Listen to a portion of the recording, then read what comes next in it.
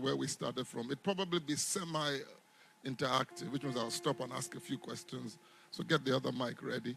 But this is where I want to share with you. Now, there's some principles in Christianity that have helped me to understand God in a way I think maybe missing to a generation, and that's this. How many of you know if your girlfriend should jilt you, what you usually go and do is listen to songs like, "She's Out of My Life"? Am I right? And what those songs do ultimately, look at all of them as if they've never been jilted before. Look at them looking at me as if they've never been jilted before. Has anybody not been jilted before? I've been jilted. I just married the right person. That's all. Doesn't matter how many times you've been jilted as long as you married the right person, Abi? Some of you were not jilted and you married the wrong person. So that's bad. Who's worse off? I've been jilted, but I married the right person, Abi? So it doesn't matter how many times I'm jilted. But you listen to songs like "She's Out of My Life" and it makes you more depressed. Am I right? Am I right? Good. The same thing with scripture. Whenever you have a problem, if you have a problem and you are sick, you tend to want to listen to healing scriptures and healing sermons. Am I right? And what it does at the end of the day is that you have more faith in the sermon than you do in God. And I've found out that I can be listening to a financial seminar and be healed. You'll get it tomorrow. Because it's one of the people who helped me to even explain it better, I've always understood this for over 20 or 30 years now. But somebody said this to me. He said, if you are looking for something and you put on the light, not only will you find the thing you're looking for, you will find other things you're not looking for. The word of God is light. Whenever you put it on, it solves problems.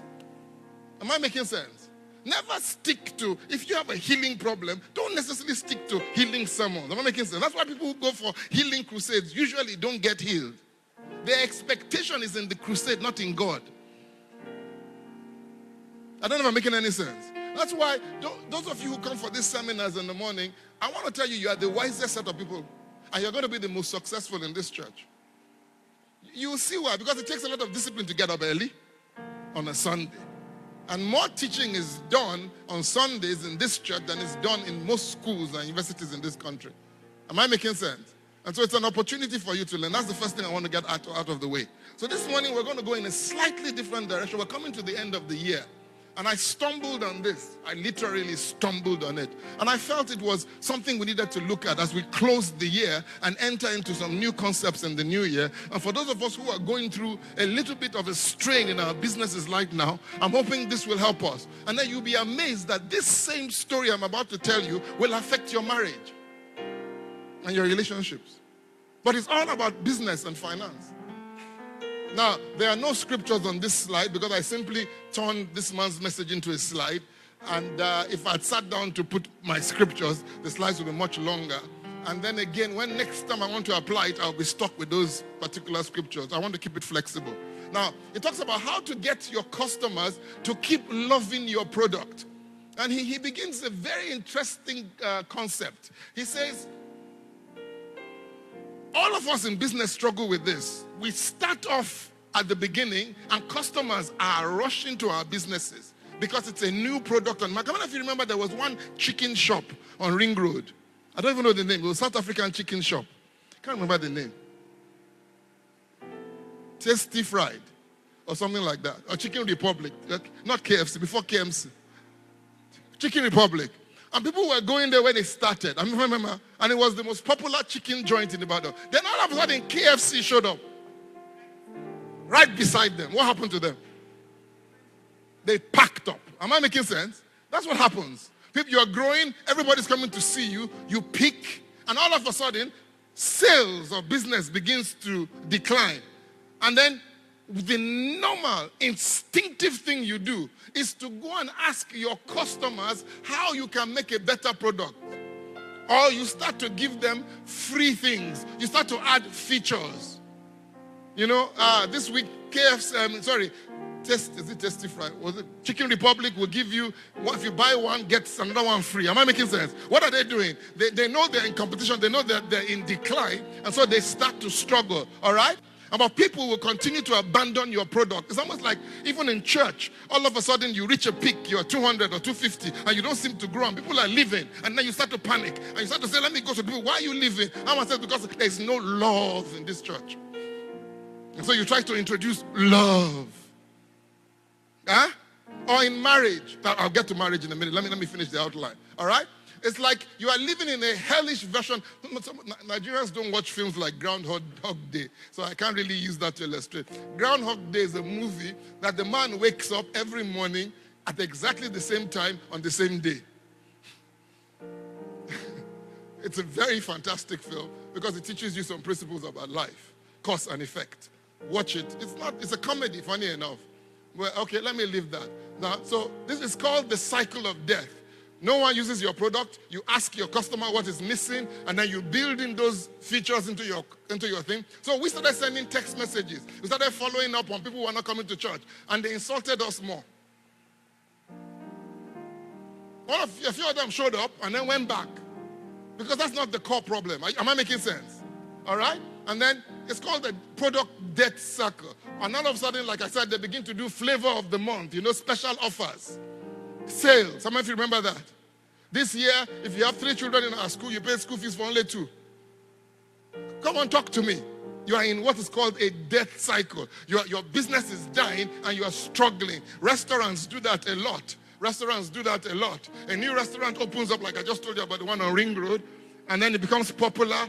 People are going into this, but a few years later, people stop coming to the restaurant. The first restaurant is losing its sheen because now it's growing old. Am I making sense? It's growing old. Nothing's as shiny as KFC. You know what I mean? And all the furniture is now old. It's not as new as it used to be before. Then you start to panic. You renovate the restaurant. You change the menu. You change the outfit that the staff wear, but nothing works. Eventually, they were forced out of business. This is a true story on Ring Road here. I forgot about that when I was preparing this. Now, even in technology, that happens. Are you here? Come on, talk to me. Now, let me now apply it to marriage. I was saying it yesterday. How many of you know that when you meet somebody you want to marry, male or female, this is not discriminatory. One of the things you do about the person you want to marry is that you admire them from a distance. There are certain values or things they carry that you respect. Am I making sense? Talk to me. You have a man who's hardworking. You know what I mean? He's very responsible. He thinks about you. He anticipates things. He saves money. He plans 10 years ahead. Am I making sense? Or a girl who is independent, who has goals for her life. She says, I want to do my master's. After I do my master's, I want to do my PhD. After I do my PhD, I want to work in a university. After that, I want to do... Come on, am I making sense? Then all of a sudden, you marry the person, hoping that that's the person you marry. Then the true person shows up. The man who you thought was hardworking doesn't work that hard and is asking you for money now. I'm going to move to this section because I think I'm going to get more amen from them on this side. He starts to ask you for money, and then he doesn't do everything he's supposed to do. And you begin to get confused. Or the girl who was, when I met my wife, she could drive. That was a plus. And she had a car. That was even plus. You say, why? I don't need to take her to work. I don't need to drive her. I don't need to pick her. I hate picking people. When Adam was born, I swore when he was born that I would take him to school every day. When it was time for him to go to school, first day I took him to school. Second day I got caught in traffic. That was the last day I picked him from school. I got a driver to be picking him from work, from school and all that, because I thought it was something romantic. And it wasn't romantic. There was nothing romantic about picking him up from school because there was traffic along. He was in Marella. There was traffic on the road, and I used to waste 1 hour, 2 hours getting back. And I said, no way. All the romance went out of the picking up. So when I was going to marry my wife, she could drive. She was an independent lady. She had ambition. Now I married her, and that was the quality that I was attracted to. But I get home. It's an example, not my wife. I get home now. She doesn't have any more career ambitions. And if I don't come home, she will say, I was expecting you to come so that you can take me. I begin to wonder, that wasn't the agreement. Talk to me now. That wasn't the agreement. That wasn't what we agreed on. That wasn't who you were. You had plans. You wanted to have a master's. You wanted to have a degree. You wanted to do this. You wanted to do this. What's happening? It's because you don't love me anymore. And the more she says that, the more I withdraw, not the more I come forward. Or the more the man You know what I mean? Doesn't take his responsibilities. The more I withdraw. Why? Because you are now adding features that are not important. You've left the core. Am I making sense? And so distance happens in your marriage. Am I making sense? Are you here? Let me stop and say this. There are some things in marriage that should not affect your bottom line. And there are some things in marriage that should. In other words, there's some things you don't agree to. One of them is you don't beat a woman. It's not negotiable. You don't beat a woman, no matter what she says or does. She can beat you, but you can't beat her. I'm serious. There's some things that because she's the weaker one, you're supposed to protect her. When the one that's supposed to protect begins to punish, something is wrong. She beats you, you can defend yourself. I mean, put up your hand, but don't beat her. I don't know if you get what I'm trying to say. That's not negotiable. I don't know if you get the point I'm making. You beat me, I'm out. But there's some other things. He doesn't put the toilet seat up, doesn't do that. He doesn't do that rubbish. You can deal with those ones. They're negotiable. Am I making sense? We were taught last week that negotiation or compromise is not a negative thing. Am I making sense? So what happens is that there's a distance in your marriage. But instead of fixing the problem, you are adding features. What do I mean by features? You now cook his special meal in the hope that he will like you more. Talk to me now. And he ignores the meal. And then the distance gets bigger. Same thing with customers and in business. It's as if the more you try to hold on to them, the further they drift away from you.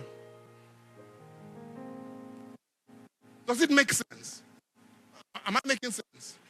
And it happens so a gadget comes out, sooner or later it is rendered obsolete or even dies because newer technology. Listen to me. We're doing Facebook live streaming now. If you know how many years we wanted to do streaming live, how difficult it was. First and foremost, we had to set up cameras. Then after setting up cameras, you have to record it. Then you have to pay for this huge bandwidth and upload it to the internet. And people were not watching and it was costing money. And it wasn't really live. Now, with the new technology, you put on the phone and you are streaming live.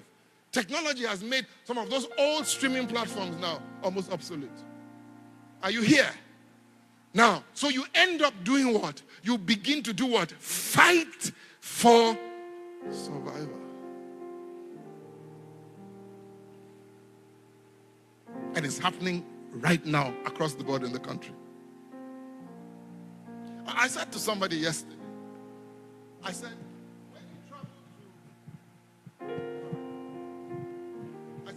when you travel to Dubai with our foreign exchange to buy imported goods to sell in Nigeria, what percentage of Nigerian market are you looking at?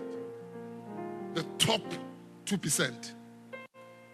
There are 150 million potential other customers you are ignoring because they're poor.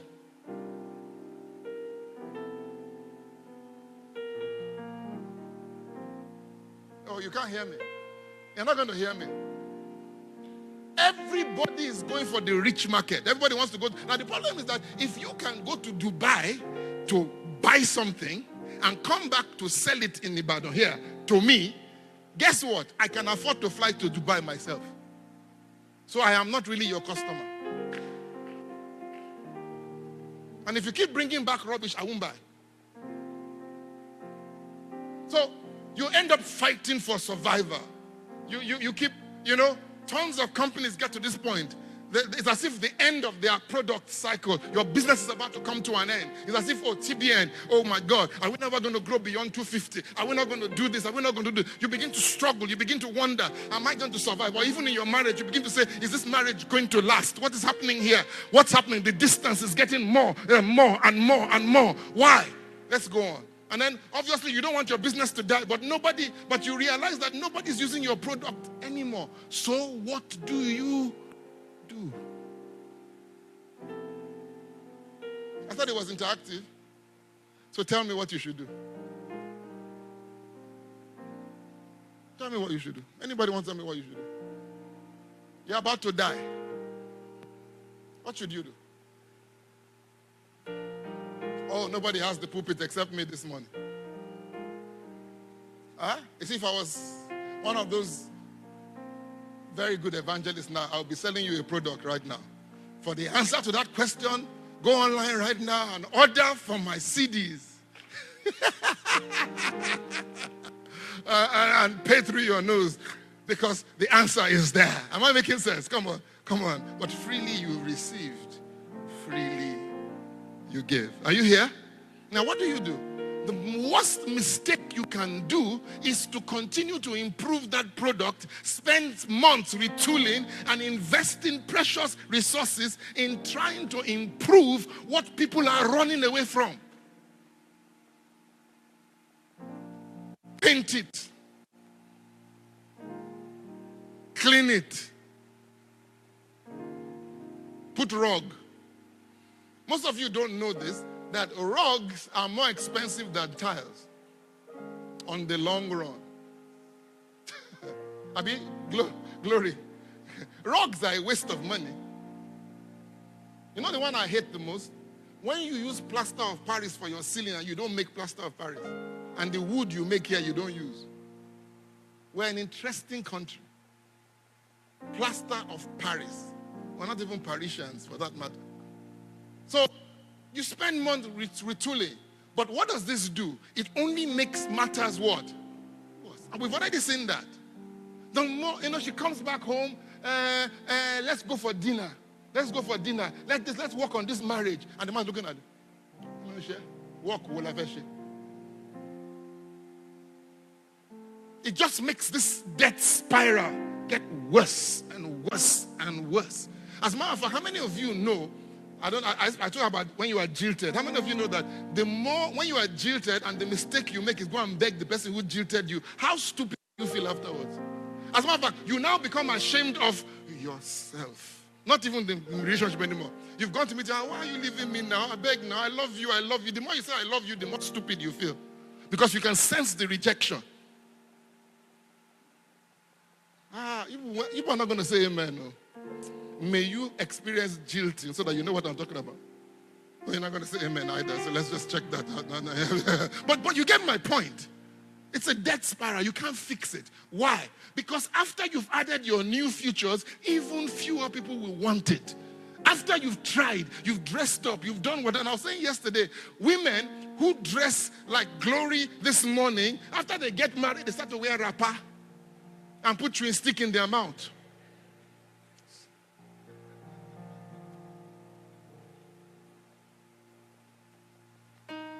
Now, let me leave that topic. All right? All you get out of this process is window dressing. Your existing customer are just going to keep asking you for more and more features and functions, but they have no intention of staying with you. Who knows who can identify what I'm saying this morning in business? It's happening right now. All right? And around the circle until your company finally dies or your marriage dies. The answer is already on the board. What should you do once you are in the death spiral? And this article called How to Stop the Death Spiral in Your Marriage. Happy to send it to you for free. I've read it. If I send it, you won't read it either, so it's okay. Let's just keep it to ourselves, Let's just keep it to ourselves. If you really want to survive this kind of downturns in your product cycle, then you need to think back at what made your product great in the first place. What made that man attracted to you in the first place? You will find out that it wasn't your cooking. You will find out it wasn't the way you dressed. It was in the values you carried and in the goals you had for your life. But all of a sudden you married him, you dropped it, and you claimed that you dropped it for him. And vice versa too. Some people say, I'm doing this for my children. Listen to us. We are all basically inherently selfish. We do things for ourselves first. You will claim that, look at him, I left my career so that I can look after his children. You are lying. I have to move from this section now because now they hate me. You know what I mean? Am I making sense? You said, I'm doing all this. You are not. Your primary reason for doing anything is for yourself first.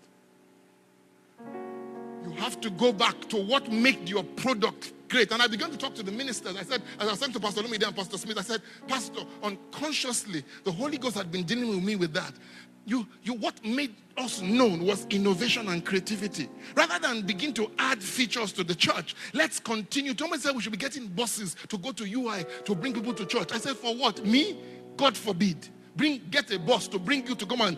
No way. No, we are innovative, we're creative. Let's continue to be innovative and creative. Let's continue to break new grounds. That's what attracted people to us in the first place. We need to go back to what made us successful.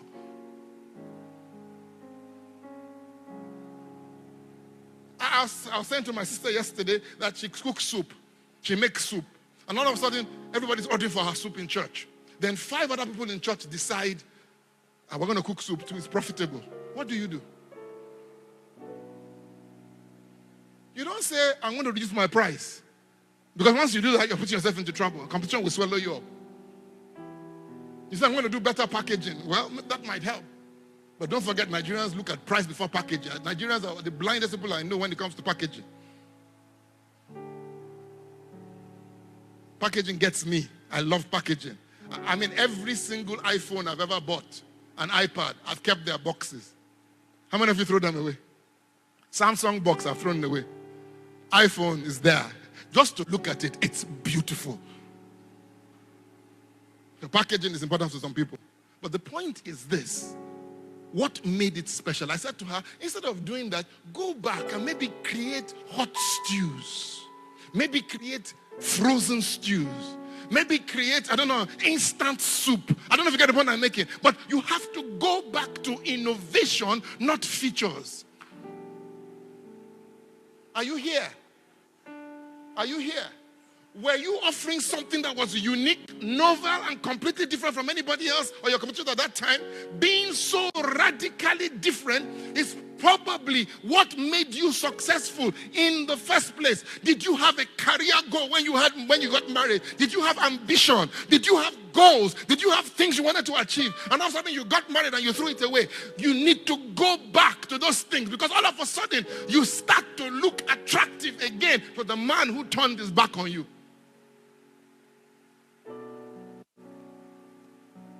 This is what I told somebody. They don't believe me, but that's okay. The prophet is never accepted as local government, so I totally understand that. This is me. And this is me. Where's Jide? I need a girl. I need a girl. Thank you, Jerry. You see? Some people know that they are girls. We're married, okay? And she decides to depart. She's going along her own pathway. I would be stupid if I sit here. Because when she goes on her own path, if I sit here and she decides to check me out, she'll find that I'm still where? Behind. But the minute when she departs, I keep going. I keep going. I keep going. Why? It doesn't matter whether or not she's with me. What God has called me to do, I am going to do it. Because one day she can decide to come back. And I don't want to meet her to meet me behind her. I want her to meet me ahead of her.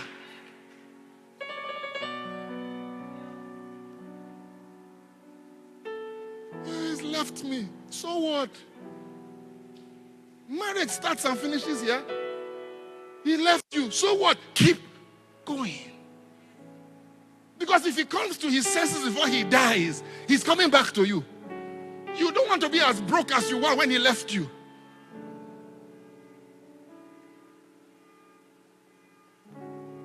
Somebody's car is calling him. Were you offering? Being so radical is what made you successful in the business. Perhaps your product simply became too watered down. Can you capture your innovative spirit? I'm asking TBN to let's do that in 2017. And we're doing it with the Patriots. We're going to be doing it with some of our programs. We're going to have radically crazy teenage programs and children's programs. Radical. We're going to bring kids and teenagers from all over the city to come and use this place as a center for themselves. Now, if at the end of the day we take a little bit of that harvest, that's fine. If we don't, we're still going to be a blessing. I love this. Embrace change or face disaster. This is not the time to go to Dubai to import something at 400 to 1 and look for another fool to buy it from you at 500 to 1. Today, you can buy anything from anywhere in the world. It will be couriered to you right here.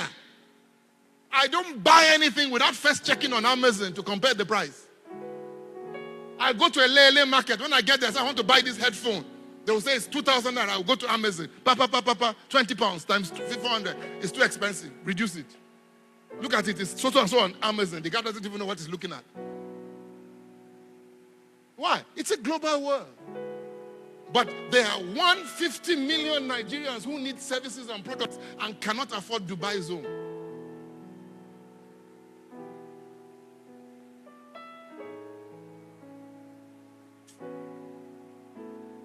Embrace what? Or what?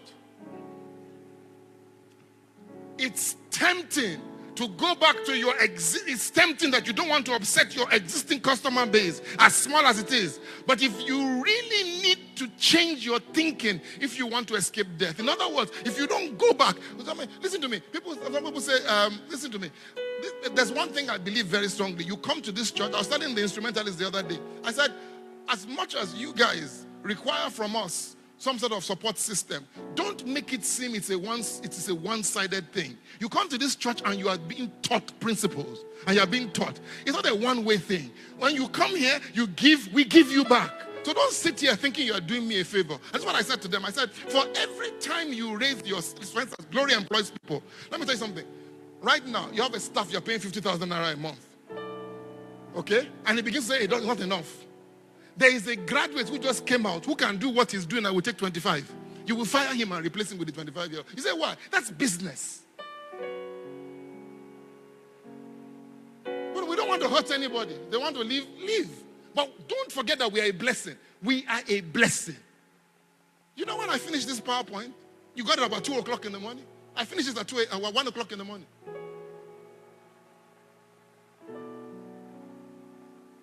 I've been working on it for days. I finished at 1 a.m. in the morning. I'm sharing it in 45 minutes. Effort has gone into it. Ask yourself, I love this, listen to me. I'm going to paraphrase this. Ask yourself, what would we make if we didn't have customers? Now let me ask you a question. What kind of person will you be if you didn't have a husband or a wife? That's where you should go. That's your reset button. That's your reset button. I'm going to act as if this man doesn't exist. I'm going to act as if this woman doesn't exist. I'm going to start my life, what? All over again. I'm going to act as if the 200 and something of you in this church don't exist.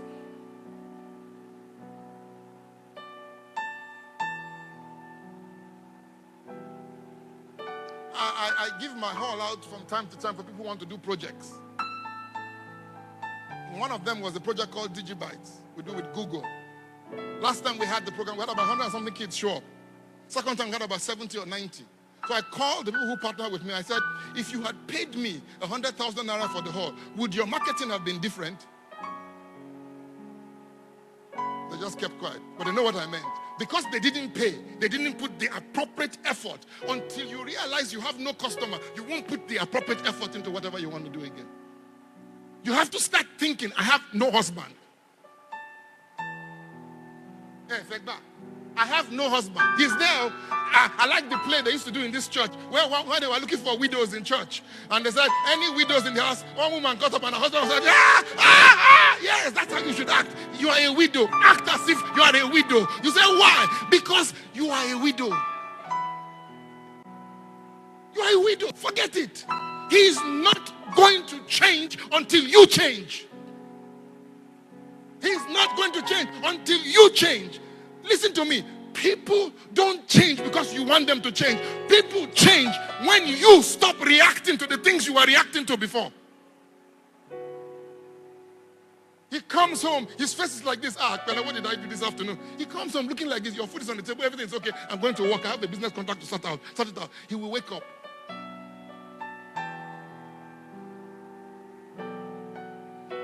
Marriage seminar.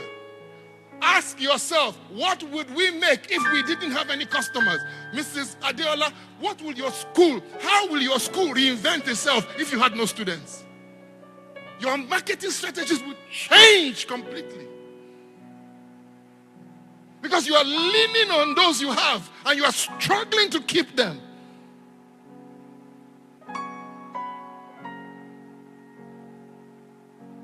You need to think about how you can start a new cycle rather than thinking about how you can keep your existing product on life support for a couple of more years. I love the way the guy talks. His name is Kim Daniel. He writes such beautiful articles on Medium.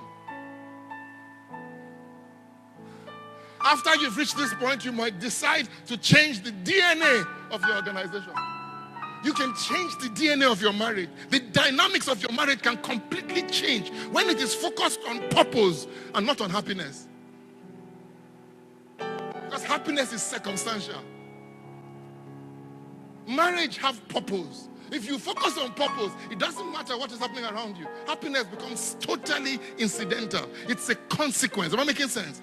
Happiness is not a purpose.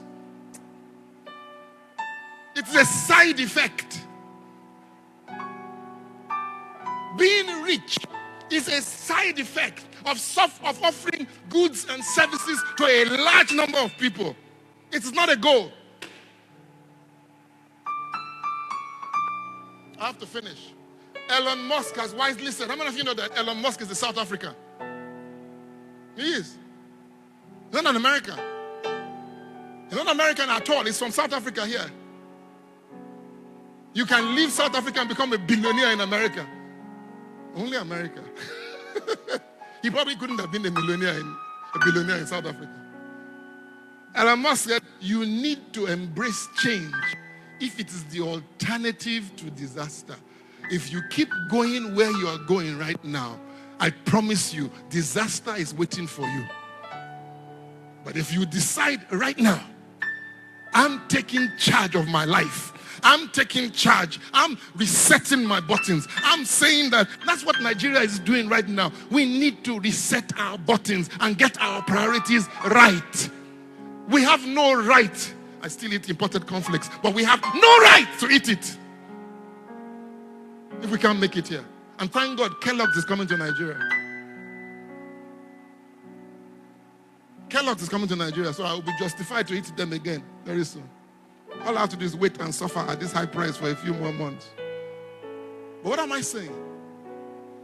Ladies and gentlemen, you have no choice but to reinvent yourself.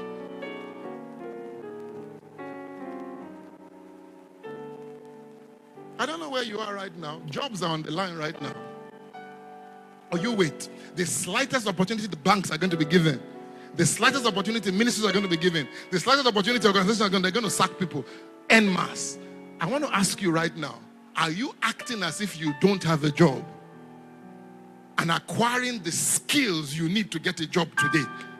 Or are you hoping that they don't fire you?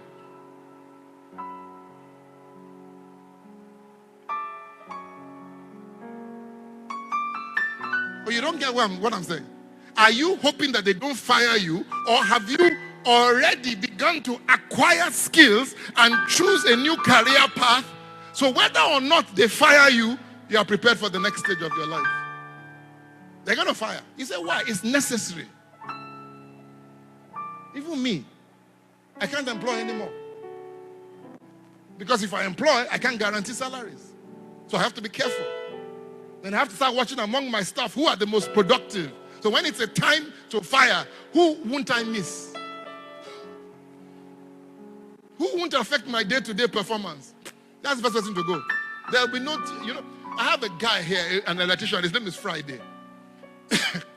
Good electrician. But he was a pain in the backside. I'm talking about a supernatural pain in the backside. I mean, he was an anointed pain in the backside. He was such a pain that I didn't know how I endured him for years. But he was good at his job. Crazy, but good. So I will warn him. So one day, I decided to fire him. I don't know how he heard. He changed. But you see, a leopard cannot change his spots. So for about 2 months, I couldn't fire him because he started behaving. So I was waiting. I thought he would go back. 3 months. By the time he got to the 3rd month, the old Friday just showed up. I just took that opportunity and kicked him out. Guess who God gave me? Another electrician whose name is Friday. Who doesn't give me 1 ounce of stress? Then I began to ask myself, what took me so long? I could have been stress-free a year ago. But I had to let Friday's cup run. Even he knew he had to be fired. Now, what I'm sharing with you this morning is critical to going forward in your life right now. How are you going to act as if you have no customer? Joshua, what would your marketing strategy be like if you had no customer? A lot of us are depending on existing customers who we don't know right now what they're going through.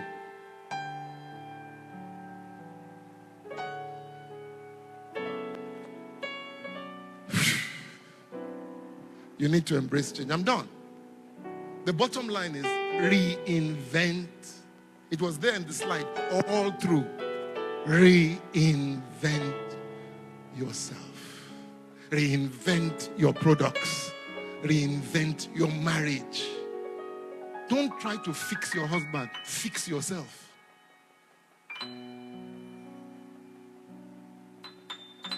So I'm going to stop, take a couple of questions, and then we can close. I've not quoted any scripture. It's not necessary. Because scripture backs everything I've said. You say, why? You see, God, in trying to save man, didn't fix us. He didn't repair us.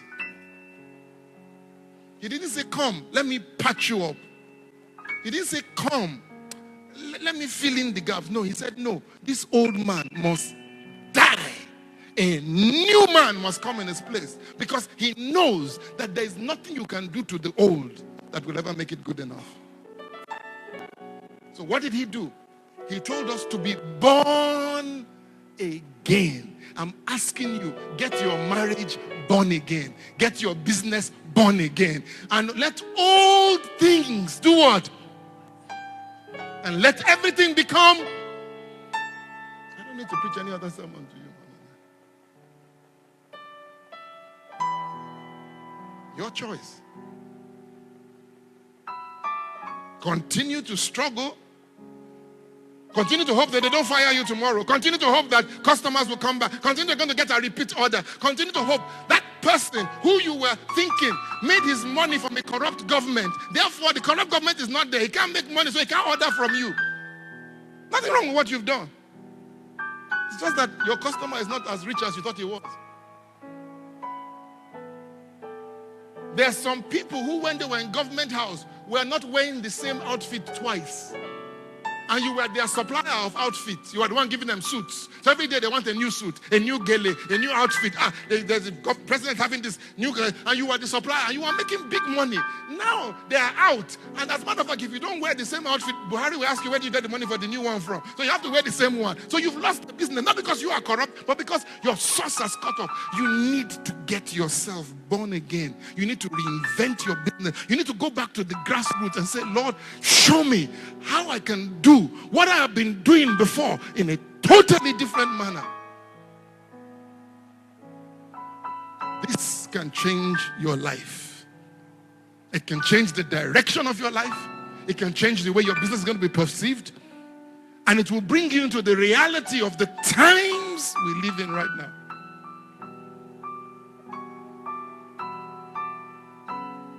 A woman in Ethiopia is using used tires and locally woven fabrics to employ people and sell internationally in 18 countries.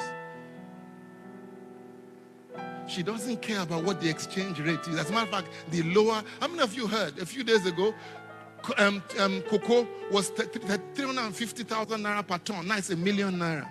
corn was about 35,000 naira a ton. Now it's 175,000 naira a ton. Now, if oil had gone up, the money would have been shared in Abuja. But now that it's cocoa that has gone up, the money is being shared in Abeokuta amongst the people. Do you think we really have a recession or an opportunity? When money used to come into this country, it came through one channel. And those at the top, they will still give you your 30%. They will chop all the 70%. Now they can't do that.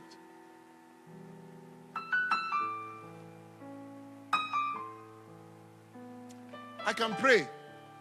I don't want to pray. It's not a matter of prayer right now. It's decision. Can we stand?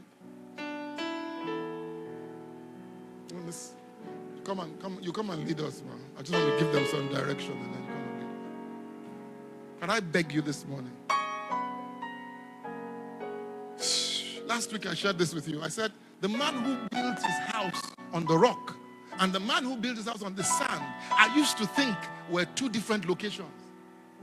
I used to think the man on the sand was somewhere over there and the man on the rock went to look for a rock and then decided, this is the rock I want to build my house. The other said, I want to build my house. But no. That's not what happened. The two of them were on a sandy soil. Their houses were side by side. In other words, they were in the same economy. They were in the same location. They were both on sandy soil. One of them said, you know what? I can't make the effort to dig, so I'm going to build my house here, like this. The other one said, no, if I build my house on this side, it will fall. I'm going to dig through this sand until I find rock at the bottom. I'm asking you this morning, this requires effort. You are used to people who will call you and say, come, let me lay hands on you, and you become a millionaire. You can't. Listen to me. If you are a fool before they anointed you, you simply become an anointed fool. The anointing doesn't add anything to your life. The anointing is like pouring engine oil into a car. If you pour engine oil into a beautiful engine, it works. If you pour that same fantastic, beautiful engine oil into an engine that has knocked, it won't start. The engineering is the digging and saying, I will make the effort. I will make the commitment. I will dig into this thing. I will get to the root cause. I will ignore all my existing customers. I will ignore all my existing situations. I'm going to start a new campaign. I'm going to start my business afresh on Monday. I'm going to say, this is the direction I'm going to go. One of the books I'm reading this morning said, take the CEO of your company, let him experience what your customers are experiencing. Let him go to the toilet that they go to. On Monday, I'm taking all my staff to become customers in the business that they run. You say, why? So that they can see how badly they treat the customers. Sometimes I use the toilet here. I have my own private toilet, but I'm going to use the toilet here so that I will know how clean or dirty it is.